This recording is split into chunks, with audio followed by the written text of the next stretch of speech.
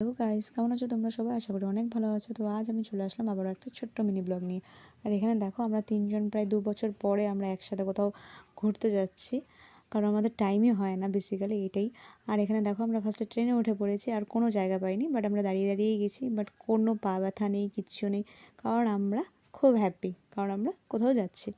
তো এটা আমরা কোথায় যাচ্ছি বলে দিচ্ছি। এখন আমরা কোচবিহার রাসমেলা যাচ্ছি। তো এটা হচ্ছে পার্ট 1 ভিডিও, কারণ যদি পুরো ভিডিওটা দিই খুব বড় হয়ে যাবে। তো দেখো আমরা ফার্স্টে ট্রেন থেকে নেমে টোটো ধরে নিলাম, আর আমাদের মুখগুলো দেখে বুঝতে পারছো যে আমরা কতটা এক্সাইটেড আর কতটা হ্যাপি।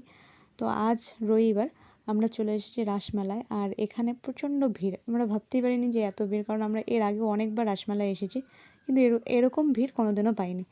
তো দেখো তারপর আমরা তিনজন ছোটো বাচ্চাদের মতো হাত ধরে ধরে হাঁটলাম, কারণ খুবই রাশ ছিল, ভিড় একদম। দেন তারপর আমরা একটু নিঃশ্বাস নেওয়ার মতো জায়গা পেয়েছি।